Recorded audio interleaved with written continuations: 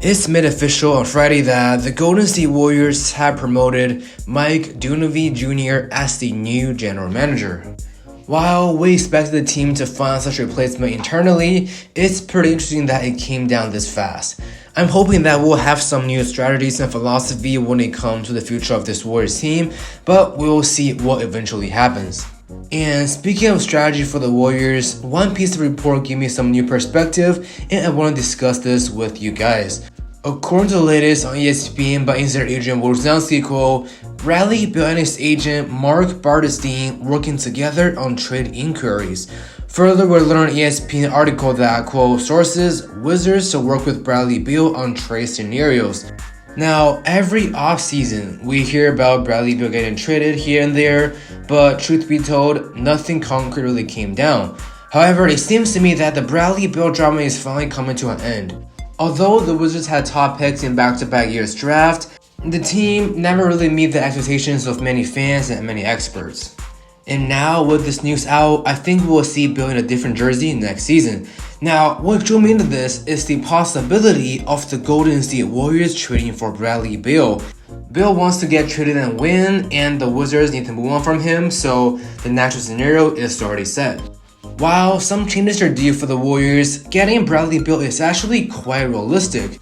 In today's video, we'll be discussing the possibility of the Warriors getting Bradley Beal from a contract, roster, and team future perspective, and see how this trade can salvage the Warriors dynasty. So without further ado, let's roll the intro. Yeah. Hi.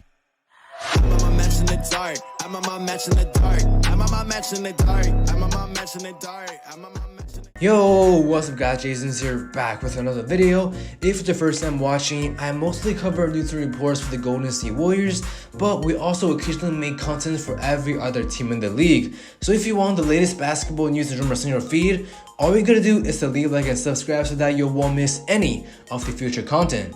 Now, right off the bat, the rumor of the Golden State Warriors getting Bradley Beal is officially on the table. According to the latest by NBA insider Stan Bamiko, quote, the Golden State Warriors could join the Suns and the Heat as suitors for a Bradley Beal trade. Now, let's first take a look at Bradley Beal's contract. You can see here that Beal signed a 5-year, $251 million deal with the Wizards and currently has 4 years left on this contract. So if the Warriors were to trade for him, there's no need to worry about extension.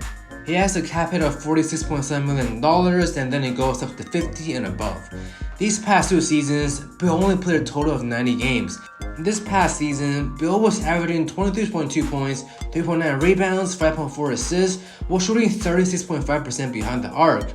I'm not too worried about the condition since he was just 2 years away from 2 back-to-back 30 points per game season. Same thing applies for Beal in the playoffs. Across his 5 appearances, Beal was averaging 23.5 points, 4.6 rebounds, 3.8 assists, and 1.5 steals per game, while shooting 34.7% behind the arc. Simply based on performance and experience, Beal's contract makes sense. With how crazy these current contract standards are going, Beal's contract will likely be a decent number in the next 4 years. Don't forget that Bradley Beal is only 30 years old, so that means he also has lots of gas left in his tank, at least his current contract. Playing alongside with Steph Curry also means he will get better shots and opportunity, so I'm confident that he will create a positive impact for this Warriors team. Now, in order for the Warriors to get Bradley Beal, a trade has to happen, and here I have a trade package from Clutch Point, and I think it makes sense for both parties. The Warriors will receive Bradley Beal, and the Wizards will receive Jordan Poole, Moses Moody, GP2, and a 2026 first-round pick. Now, I mentioned earlier that Beal has 4 years left on his contract, so this automatically deflates his value on the trade market because teams have to commit to him long term. This to me fits perfectly when it comes to Jordan Poole. After a splashing season last year that earned him a big extension, Poole falls off a cliff this year, meaning his value currently is deflating on the trade market as well.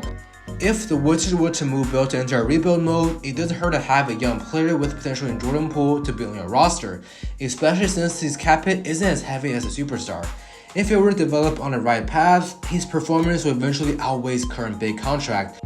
Now, moving on to Moses Moody, I don't mind letting him go because we're all starting to realize that this Warriors team isn't the best at developing young rookies since all the veterans on the roster took their time off on the court and they don't get much experience compared to other lottery rookies.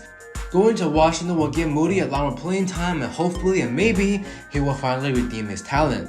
However, here's the problem I have. I don't mind the trade peg in this trade because I think the Warriors have to go all in to win now, but the departure of GP2 is going to hurt quite a bit. He is arguably one of the best, if not the best, perimeter defender in the league.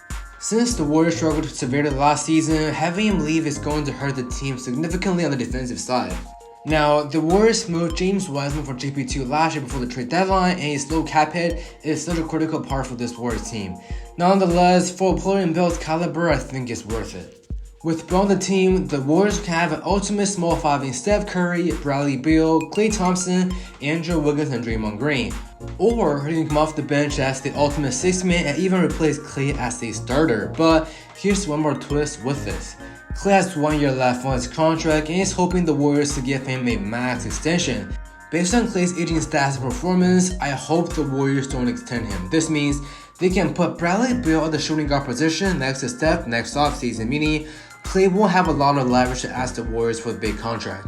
This also means there's a chance that Klay takes a big pay cut to remain on this Warriors team. By then, trading for Beal will make even more sense as of today. However, the Warriors will have to make some smart decisions at the guard position after the big three of Steph, Klay, and Beal because pulling this trade will weaken the Warriors' guard depth by a lot. Especially since we're also considering the fact that the Warriors have to address their center position this offseason as well. Spending more money at the guard position will need compromise and smart moves at other positions. Now, if things go as predicted with the Warriors let Klay and Draymond leave, the team can then use that Draymond Green money to find him a replacement, or he takes a pay cut to remain on the team because truth be told, I also don't want to give Draymond max extension. By then, the Warriors have pulled Klay and Draymond's contract off the cap book and will have a lot more flexibilities for roster moves. Overall, because of all the involved positive results that come out of trading Bradley Beal, I believe that this trade here will officially salvage the Warriors dynasty and keep them competitive for at least the next 2 to 3 years. Alright guys, that's all we got for today's video. Let me know your thoughts in the comment section down below. Where do you think Bradley Beal will eventually go to? And if you enjoyed the content, don't forget to leave a like, subscribe, and follow me on social media with all the links in the description box down below. Once again, thank you guys so much for watching this video, and I will see you guys in the next episode.